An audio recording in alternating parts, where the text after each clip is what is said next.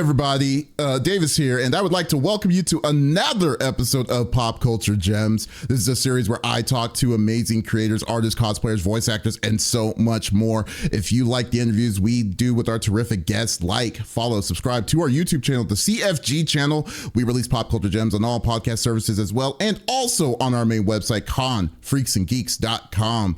Today, I am speaking to my guest today is a seasoned voice actor who has been in many anime series. If you have seen her, she has an impressive cast of characters. She's played like Tomoe in Tsukimichi, Moonlit Fantasy, Miranjo in Ranking of Kings, Charlotte Galette in One Piece, the creepy Yumiko Shikiya in Makaine, Too Many Losing Heroines, and you can currently see her on the amazing show Shangri-La Frontier, currently on Crunchyroll as Toa Amane, aka Arthur Pencilgun. I would like to welcome the wonderful Brianna Roberts to the show. How are you doing today? Hi, I'm doing great. Thanks so much for having me on your show. I'm so excited to be here today. Yes, I'm so glad that we can finally do this. It's it's been an adventure, but I've been looking forward to this for a long time. But that is awesome. Thank you for taking your time and your schedule for this. It's really incredible. Of course. All right, great. Well, let's get into it. So, what is your story? Like, what got you into voice acting? Well, I started out as a stage actor. I've been acting for as long as I can remember. I don't remember time not doing stage. I actually went to college to do film and TV production. I never set out to be a voice actor. I mean, I knew what voice acting was, but I'd never really thought about it.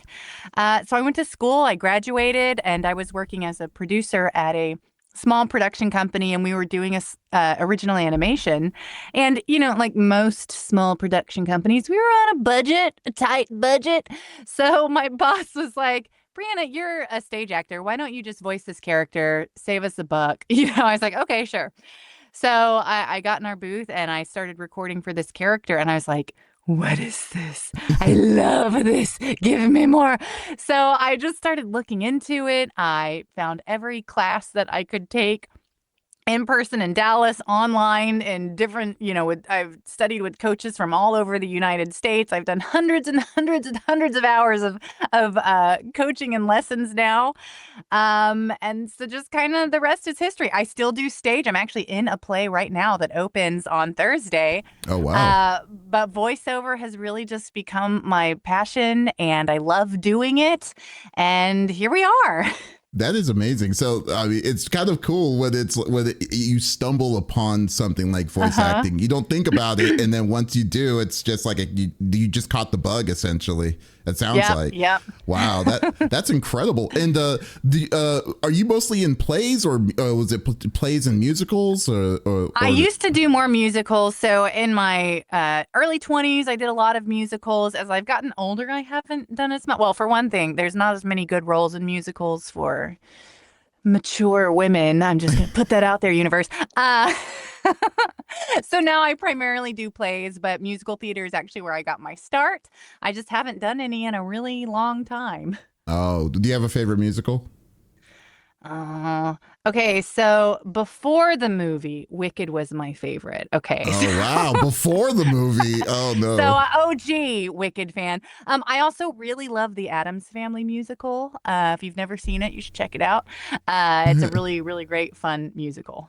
Wow, that's great. You know, the one I like watching the weird ones that they're like the movies into musical adaptations. Like I recently just watched Beetlejuice. And I saw it too. It's so good. It's so good. It really I was like, at first it's so weird because you don't know what to expect, and then all of a sudden usually when the people that create it and turn it into musicals, you got to give them some props on this, because it's like I would have never thought that this would be a musical, but this is amazing that y'all did what y'all did. Yeah, we saw it and we were blown away. I really want to see, and it could be a train wreck, the Back to the Future musical. I heard about that, and I'm like, okay. I just like, how? So mostly I want to see it out of curiosity, but with low expectations. You're like, you know what? Let's just get this over with, and so let's see if it entertains me. Then so be it. That's awesome. I saw you. Yes. I saw an Instagram post of you watching what's it called, Trek, a Star Trek one. I didn't even know there was a Star Trek one. Yeah, so it's a new musical. So there's this company that they'll do new and experimental musicals and kind of like, hey, if it works out, then come have us come to your place. My friend Oscar Seung was in it and he was amazing. So it was also Ben Phillips. He played Kirk. It was so, so good. So if you're curious about it, it's called Khan the Musical, but it's Star Trek. It is Yeah. hilarious.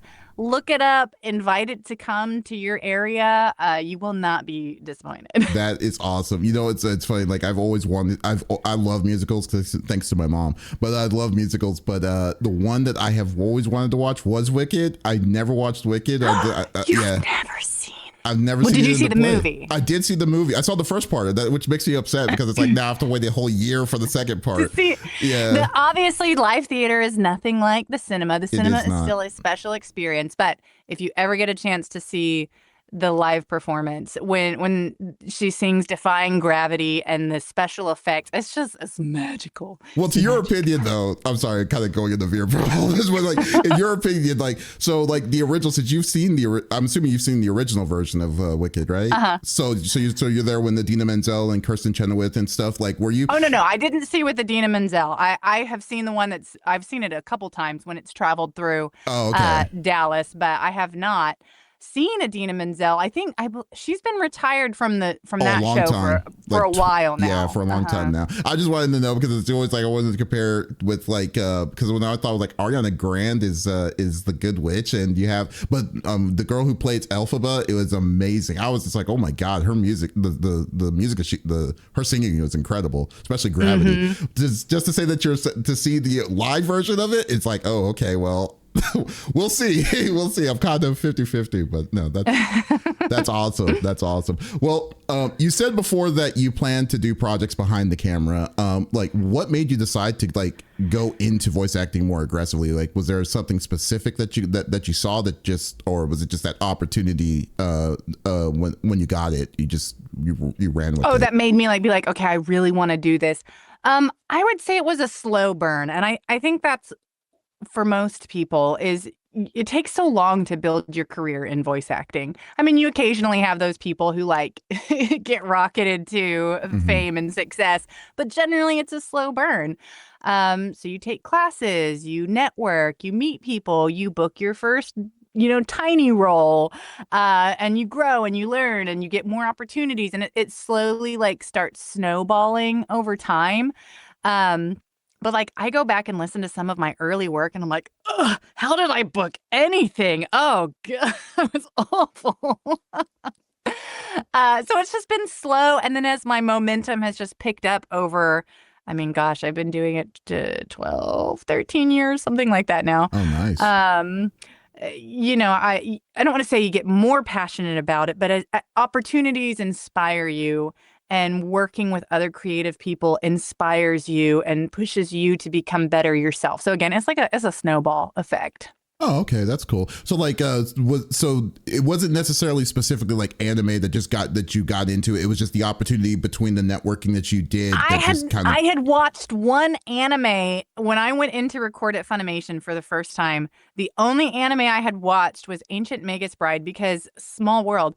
Danny Chambers and I are best friends. We went to college together before either of us were voice actors, and so she had started working in anime before me.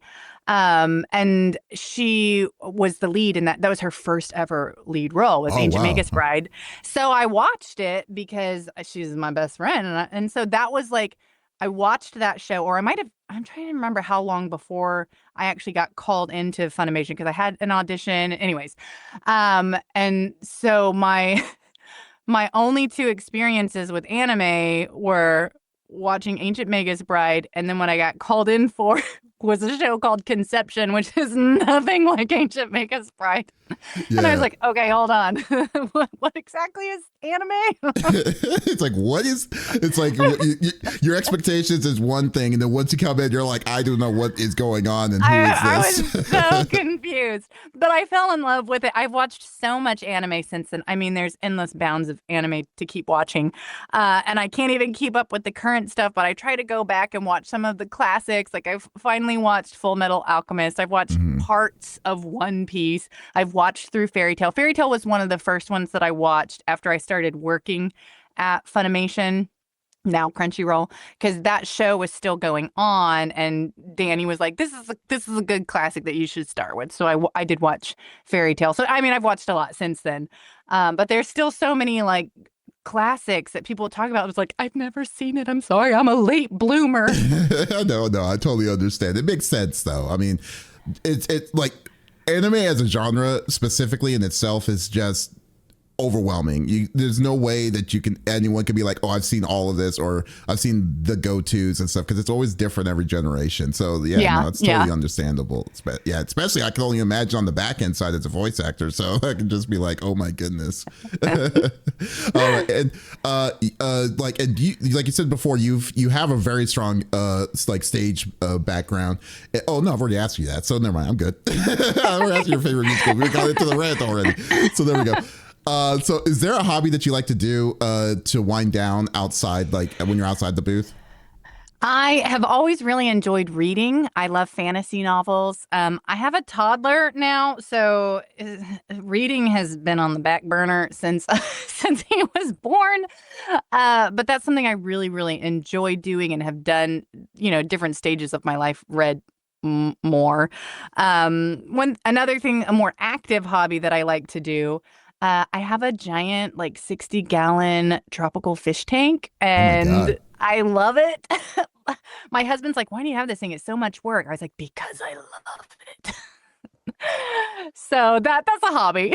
Wow. Wait. So like you have just like what kind of water does a tropical fish tank have? So it's a freshwater tropical. So a lot of the fish come like from Amazon. So you're going to have freshwater fish. I've been toying with the idea of doing a saltwater fish tank, but the transition is a pretty big initial deal to make. But one day I shall have a saltwater fish tank. But for now, we're still in the freshwater. That's nice. What kind of fish do you have?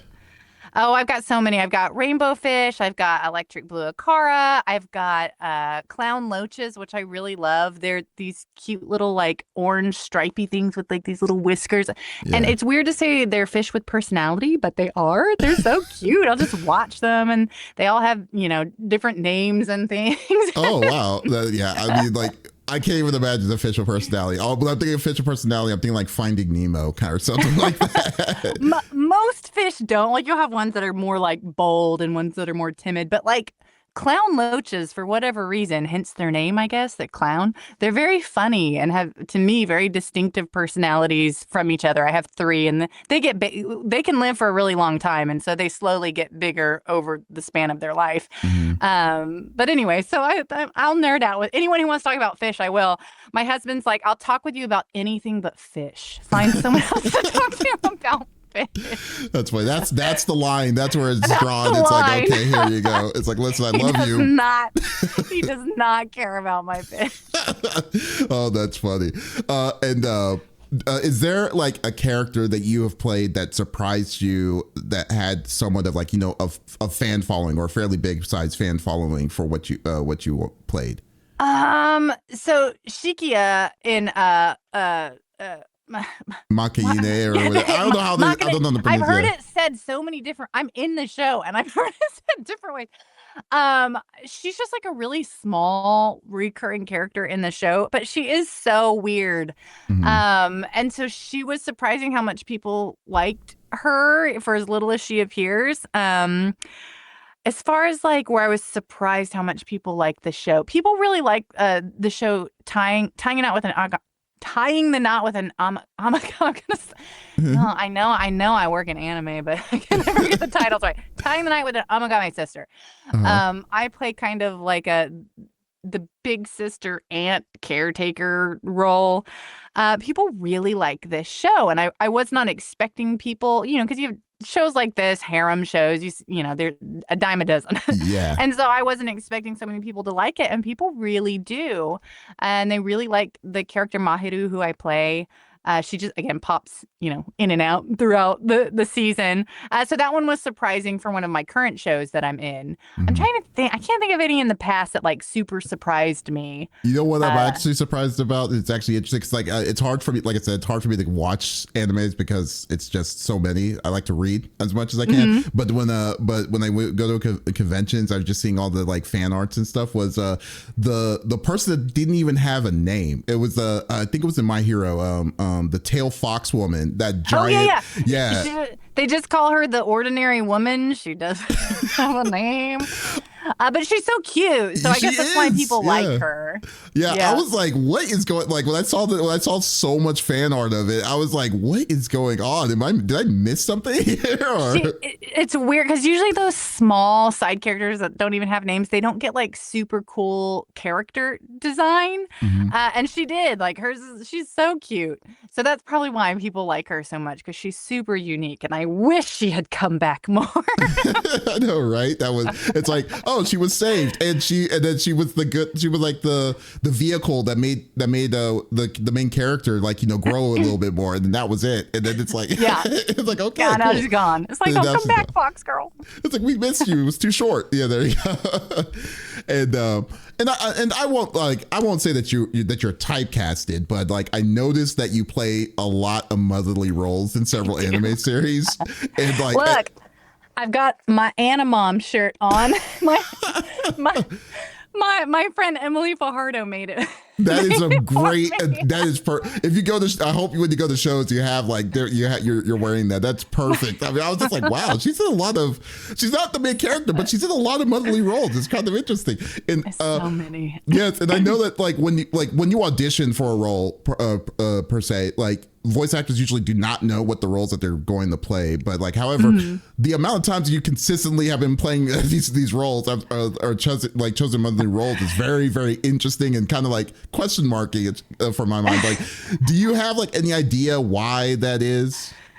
So, as I mentioned, I have voiced so many moms. I literally have a panel that I do at conventions called the Anna Mom, and it's a fun panel where it'll bring up a picture of the character and be like, okay, one, can you guess what show she's from? You get a point. Do you know her name? You get another point. And then like bonus, is she dead or alive? Oh my god! Anime moms are dead so Yes. often. I actually talked to a director about this recently, not one at Crunchyroll, but at another studio. And I was because they cast me as a mom in something, and I was like, I'm just curious, what made you decide to cast me as a mom? And he thought about it because he's like he wanted to give me a legitimate answer. He's like, you have this warmth and nurturing quality to your voice that just naturally makes you sound motherly. He says doesn't even necessarily have to do with you having a lower voice. You just have this warmth that feels welcoming and loving. And so I guess that applies with other people. Like when they think of moms, they're like, oh, Brianna has a nice, warm, kind voice. And so they think of me when a mom comes up, and it's just kind of become a thing.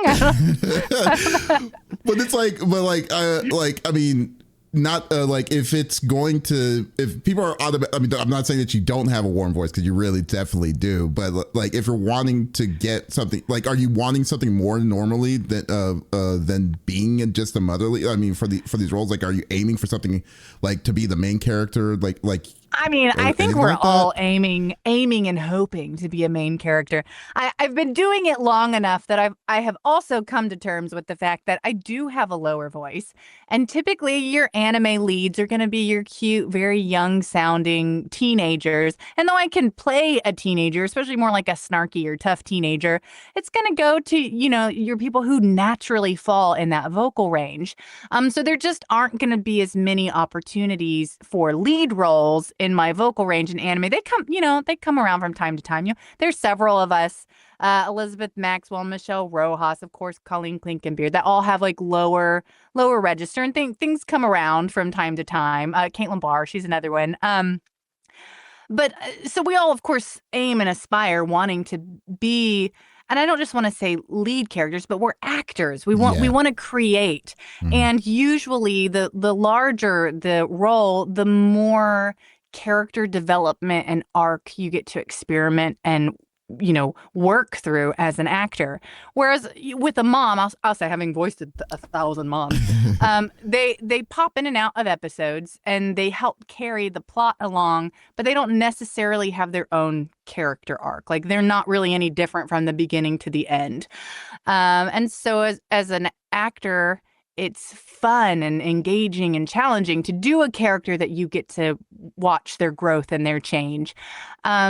So I don't want to say moms are boring, because you can bring something different to every mom character. But as a creator, I like to get to like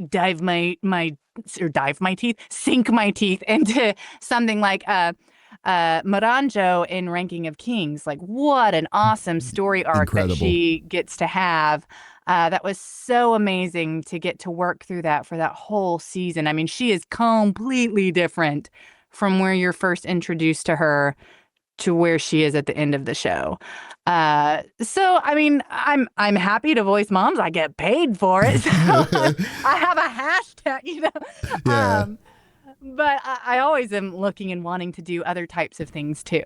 Yeah. Well, I mean, like, don't get me wrong, because I mean, the times when you're not, I mean, you definitely are the cornerstone for mom role. I'll definitely give it that. But like the times when you're not, like you were saying, like Miranjo is like, I love her character development throughout that whole series. Like, you like hated her. And then when they showed the background of, a background of where she was coming from, and then you kind of had a sense of empathy of where she was coming from on the way she was raised. And then they were like, man, we need to protect her at this point, that kind of deal. It was such a great deal. But then you also had like Tomoe. Tomoe is just is a funny character. It's just out there, but and the way you crush that as well. And then most recently, what's her name? Pencil Gun. I can never say her name. Pencil Gun. I love her. Yes, she's such a, like, I love that, like, her as a character is like because you're technically playing two roles with this. You're playing her as the character and then her as the player. And the character doesn't contrast at all to the player that she is. So she's like a model or something in the and then in the game she's just like, she's money grabbing. She's kind of greedy in a way. Literally a player killer. Like, she is ruthless. She's ruthless. Yes. She's been so much fun. Yes. So much fun to voice. Did y'all just? I'm assuming second season's done now for you, right? We're almost done. So we're doing the last few episodes right now. So we'll probably finish recording them in the next couple weeks. But I think they're still airing week by week. Maybe it's on episode 46. 7, one of those. Wow. 46 or 47 is where we are right now, and I think there's 52 total, including season 1 and season 2. They're doing it, but I don't know why sometimes they do like, season 1 episode 1 through 12, and then other times they just like keep counting. So this is one they just keep counting. Yeah, it's like, it's so, I mean, nowadays it's like you're lucky if the anime series gets 13, and I know, but further back in the day, prior, like maybe in the late 90s, early 2000s, it was 20. The number was 26, and then but like now they're just like, we don't have time, and hopefully there's a season 3. That's what I'm praying for Shangri-La. That would be great. I hope so. So. Yeah, no, but you're definitely doing an incredible job playing her, though. I love your character there. Yes. And like, one of the weirdest characters that you have played was Yumeko Shikiya in Makaine, like we were saying before. She's so weird, and she's like the real question is like, how is she even in this series? Because I don't know. She's like outer space. Completely, and it doesn't even fit anywhere of any of like the tropes of any kind of sort in this series. But it's so funny, like when she comes on screen, like what was your experience of playing her? She's so wild. So when I first came into, like, I've never voiced any sort of character like her. Like, she's completely different from anything I've ever voiced before. And so the very first time she appeared, I don't think she said very much. I can't remember. I need to ask Helena, because I've never asked. Helena Wollstrom is the director. Be like, what made you think of me for this bizarre She was like, you know what I think of when I'm thinking of a motherly role? I'm thinking Brianna Roberts would be the perfect person for this character. It's just like, Or she's just spent enough time with me to realize that I'm super weird as a person. She's like, well, channel your inner weirdness, Brianna. that is such a funny thing. I mean, but was there a direction of any kind of like to give her character to to bring when you brought her to life? I remember us talking like she's just creepy. She needs to have a really strange cadence to her voice. And so I kind of like envisioned her being like a zombie undead type of like and she just is so breathy. Like we were just like, let's make her so bizarre. So we were, and I remember Helena just just laughing and being like, I love it. That's such a great one. I was like, wow, this is so odd. And she's like the class president of something. I'm like, well, how does she have power on top of this? It's like, this girl can barely walk.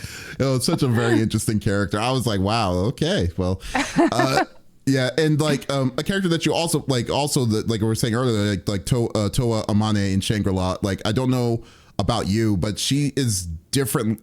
She's different from the other traditional female lead protagonists that you play, or that has been like that. Just overall, like I just can't put my finger on to why. Like, but so that's why I'm asking you. Like, what makes like Toa Amane so much fun to play for you? She is sassy and snarky and mischievous and plotting, intelligent. Um, it's interesting because so much of her, so sorry. That's okay. The motherly characters are usually going to be warm and nurturing and kind, or they're like awful and they show flashbacks of them being like a horrible human being. But usually there's not a lot of dynamics to mom characters' personalities. So I mean, she is just wild. She's sexy and also smart and really good at gaming. I mean, she's literally the top player in the game whenever Sunraku comes into Shangri-La Frontier. She's so fun. She's just a badass, and I really enjoy playing her. Did you have any kind of level of creativity? Like what's how broad was your creativity when you were playing her? Like, did you take any kind of liberties on your own to? I'm trying to think because we've been doing for so many episodes now because we're like I said, we're getting close to 52. Fun fact, she's one of the few roles that I have booked the audition. So often when you audition for shows, they'll send you the auditions for the lead characters, and then they'll like book the whole show off of those just auditions for those few characters. And again, as aforementioned, I don't play leads very often because of where my voice sits. I've only ever booked 2 roles ever at Crunchyroll off of where I auditioned for the character and I booked that character. And that was Maeve Hoshisato in Hatana Illusion, which was a mom, of course.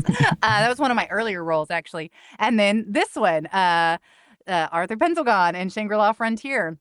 And Jason just said, he's like, when I heard it, you had the sass, you had the attitude. Which I actually think, I feel like when I am vocally performing as Arthur Penselgon, I'm not like her as far as like, I'm not a big gamer. Well, I say that. I'm actually pretty snarky. I'm snarky and sassy a little bit. And she sits like exactly in like how I talk. Like, this is how I talk. Her cadence is very similar to how I am when I speak. So she's been a lot of fun to play in a lot of room for even though she's wild, there's been a lot of room for nuance because she just sits exactly where I am vocally. So sometimes that leaves a little bit more room for creativity when you're not having to think about the voice. You're just talking kind of how you do, follow some of your natural instincts and, way that you talk. So I don't know. Did I answer your question? I feel like I went off on a rant. No. That's exactly what I'm looking for. I'm just like kind of wanting to get into the mind of it because it's very fascinating on like what like with her because like it. I was very like I really do like her as a character, and for something about it like just made her special relatively, you know, for especially the kind of series and the kind of genre that this series is. It's like, it's not like it's reinventing the wheel. We've seen this before, but it's just like, it's her aspect makes it fun to watch. And every time what she's going to get into this time, or what she's scheming about, you know? Yeah. So yeah, I love it. Yeah, but so it's great. No, I love the fact that you're having a great time with playing her. That's great. And like I said, let's pray for season 3. Yes. Yes. And overall though, like, but what are some of the most rewarding aspects of being a voice actor? Most rewarding. I mean, there's so many things. As a performer, just the part of the creativity, the character exploration. So much of what makes art meaningful is that we get to, whether we're consuming it or we're creating it, it gives us an opportunity to look at life from a different perspective, one that's not our own. If you're watching a play, you are seeing this story unfold from a perspective of something you've never lived before, because it's not you or your life.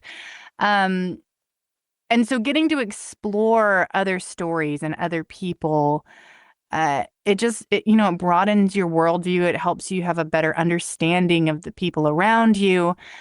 So I just find it fulfilling, acting in general, this idea of having the opportunity to really take a deep dive, even if it's a funny character, looking at life and the world and a situation in a different way. Outside of like the actual acting part of it, of course, the relationships that you build with those around you, other actors and directors and engineers and all the people, you build lasting relationships. I've been doing this for so many years now. I go to people's other voice actors, their baby showers, their weddings. I've been to funerals. Like, you just become a community. And then, of course, there's the fans, the people, because if we were doing this art and there was no one just to see it, like, would it still keep being made? Maybe, I don't know. Like, what is art? I love talking with fans when people come and they say, wow, this character meant so much to me. I loved their story. Or people just saying, you make me laugh so much with this character. Like, that warms my heart. And it's like that. It's crazy to think that this thing that we're doing and we're creating, that it's reaching so many people on the other side of a screen and affecting and influencing them, and hopefully bringing them joy if it's a funny type of show, or helping them to learn and broaden their worldview if it's something different from anything they've ever seen or experienced before. It's just, the whole process is it's rewarding. Just I love your take on the full on experience of the voice act. I mean, that's I've always find it fascinating, especially I always wondered like how close knit the overall community of voice actors are, and just kind of seeing a small glimpse of what you've just described, it seems exactly what I was expecting it to be. So that's really awesome. I love it. I love that. Okay, final question, most important question of them all. I don't know if you have seen it. If you haven't, just let me know if you have it, or if you have not. Oh, you have it? I have. I have. Okay. All right. So do you have a favorite Pokemon, and why? Okay, this comes back to me being a late bloomer. Okay. I have never watched or done anything with Pokemon. Not a thing. I know zero Pokemon. So I must disappoint. Oh, no. Pikachu is cute. I do know who Pikachu is. And yes. He's cute. Yes. But that's all I can give you. You know what? I know. Such a disappointment. It's fine. No, it's perfectly fine, because like I'm not expecting everyone to know this question, but what I'm trying to do, I'm ultimately trying to do, it's like we're going to try to do a chart of all the people that we're going to talk to, and we're going to see Pokemon and classifications and put them down. But hey, you're the first person that we're trying this with. So Pikachu, so we're going to go with we'll put you down for Pikachu. Pikachu work. Yes. I am probably, like, most people will have an answer for you. I am like in like the bottom percent of people who, like, how have you been in this industry so long and even voiced in the mobile game and you've never done You voiced in the mobile game? Oh, that's funny. So no, like, it's not a cop out at all. Like, I'm not expecting everyone to know, because like I know I know people would assume that you would know your characters or you are like, the character when you're playing the character. No, I totally understand, but that's perfectly fine. I just wanted to try it out just to see. And no, we're going to definitely do it. So I'll put you down as a Pikachu lover. Okay. So there you go. There we go. But anyways, folks, Brianna, thank you. First off, thank you so much for geeking out with me. It was very awesome talking to you today. It was really cool. Oh, thank you. I'm so excited. I am a nerd at heart, though I'm a newer anime nerd at heart. I say that it's been 12 years now. But yeah, I grew up. You're established. Star Wars nerd. I'm a huge Trekkie. Like, nerddom is my thing. So. What's your favorite Star Trek? Do you have Deep Space Nine? Oh my God! You know what's funny? I'm sorry, but like my friends like rag on me saying about Deep Space Nine. I love Deep Space Nine. Best. Yeah, especially bald Cisco, like in season 2 and season 3, like when he loses the hair. It's so He's great. Amazing. Yes. It's so good. Yeah, so I was just like, and then people are always ragging like TNG is the best one. And I'm like, dude, TNG is good, but Cisco had nothing. He had no support on the end, like with Starfleet. He had a small group of Starfleet people, and he was ruthless essentially. If anyone was attacking that space station. So yeah, so no.